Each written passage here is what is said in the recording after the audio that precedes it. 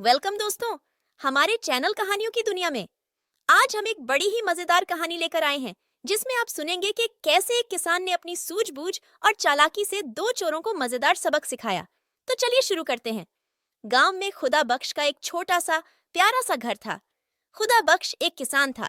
उसका एक बाग था। बाग के आखिरी कोने में एक बहुत गहरा कुआं था। बेचारा किसान पानी ऊपर खींचता और फिर उसको बाग के पौधों में डालता था। एक साल बिल्कुल बारिश नहीं हुई। सूरज बहुत गर्म था। खुदा बख्श ने अपने बाग की तरफ देखा और कहा, अगर पानी ना मिला तो मेरे पौधे मार जाएंगे। मुझे उनको पानी जरूर देना चाहिए, लेकिन पानी तो अब बहुत गहराई में उतर गया है। मैं बहुत बूढ़ा हो गया हूँ और मोटा भी। बहुत मेहनत का काम है। मुझे क्या करना चाहिए? ये सोचता हुआ वो सड़क के किनारे बनी हुई चार दीवारी तक आ गया। वो थक कर एक पेड़ के नीचे बैठा ही था कि उसे कान में खुसर फुसर की आवाज आई। कोई उसका नाम ले रहा था। खुदा बख्श के कान खड़े हो गए और वो ध्यान से उनकी बातें सुनने लगा। वो दोनों बाग की दीवार से टेक लगाए बैठे थे। उन्होंने खुदा बख्श को नहीं देखा था। एक आदमी ने कहा, खुदा बख्श और उसकी बीवी ठीक 9 बजे सोने के लिए चले जाते हैं। हमें कम से कम 2 घंटे और इंतजार करना चाहिए। फिर 11 बजे हम दीवार में एक बड़ा सा सुराख बना लेंगे। उस सुराख से गुजरकर मेरा छोटा बेटा अंदर जाएगा और दरवाजा खोल देगा। उसके साथी ने पूछा, क्या खुदा बख्श के पास बहुत सी दौलत है? हाँ, क्यों नहीं? दूसरे आदमी ने बताया, उसके पास बहुत सारा सोना और हीरे जवाहरात हैं जो उसने अपने घर में एक बड़े संदूक में रखे हुए हैं। वो बहुत अमीर आदमी है। अरे वाह, ये तो बहुत अच्छी बात बताई तुमने, पहले ने खुश होकर कहा। खुदा बख्श घर चला गया। उसने अपनी बीवी से कहा, आज रात हम ठीक 9 बजे खाना खाएंगे। उसने अपना सारा रुपया सोना और हीरे जवाहरात इकट्ठे किए और उन्हें अपने पलंग के नीचे छुपा दिया। फिर वो छोटे बड़े कुछ पत्थर घर में लाया और बैठ के इंतजार करने लगा। ठीक 9 बजे उसने खिड़की से बाहर झांका। उसने दोनों चोरों को पेड़ों के बीच छिपे हुए देख लिया। उसने बीवी से कहा, क्या खाना तैयार है? खाना लाओ। फिर वो खाने बैठ गए।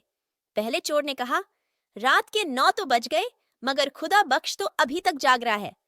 हमें जरा करीब जाकर देखना चाहिए कि वो क्या कर रहा है। चोर घर के कुछ और करीब आ गए। एक चोर ने खिड़की से घर के अंदर झांका और बोला, वो तो खाना खा रहा है। खुदा बख्श ने चोरों की आहट सुन ली तो वो जोर जोर से बीवी से बातें करने लगा। वो बोला, मैंने सुना है आजकल बहुत चोरियां हो रही हैं। इस इलाके में भी कुछ चोर आ गए हैं। उन्होंने मेरे दोस्त का सारा सोना और जवाहरात चुरा लिए हैं। अरे, फिर तो हमारे घर भी आ सकते हैं, उसकी बीवी ने घबरा कर बोला। खुदा बख्श बोला, हाँ, वो आ सकते हैं। हमें अपना सोना और हीरे जवाहरात किसी ऐसी जगह छिपा देने चाहिए है जहां से कोई उन्हें निकाल ना सके। जरा मेरा संदूक तो लाना। बीवी संदूक ले आई। खुदा बख्श ने चुपके से बीवी को पत्थर जमा करके दिए और उसके कान में बोला, ये हमारा सोना और हीरे जवाहरात हैं। फिर जोर से बोला, पहले मुझे सोने की ईंटें उठाकर दो ताकि मैं उन्हें संदूक में रख दूं। उसने कुछ पत्थर उठाकर दिए। उनकी पीठ खिड़की की तरफ थी। खुदा बख्श ने इतनी सफाई और चालाकी से उन्हें संदूक में रखा कि चोर देख ही नहीं सके। खुदा बख्श जोर से हंसा और कहने लगा, मैं इनको ऐसी जगह छिपाऊंगा जहां से कोई भी इन्हें नहीं निकाल सकेगा। मेरे हीरे जवाहरात की थैली भी लाओ। उसकी बीवी और पत्थर ले आई। अब मैं ये संदूक बंद कर रहा हूँ। अब जरा इसे उठाने में मेरी मदद करो। खुदा बख्श और उसकी बीवी ने संदूक उठाया और बाहर निकलकर बाग के कुएं में डाल दिया। एक जोर की आवाज आई और संदूक कुएं की तह में बैठ गया। फिर वो घर के अंदर चले गए, लाइटें बुझाई और इंतजार करने लगे। पहला चोर बोला, उन्होंने अपना सोना और हीरे जवाहरात कुएं में छिपा दिए हैं। अब वो सोने चले गए हैं और बहुत जल्द सो जाएंगे। थोड़ी देर बाद खुदा बख्श ने चुपके से खिड़की से बाहर झांका तो देखा कि चोर कुएं के पास खड़े थे।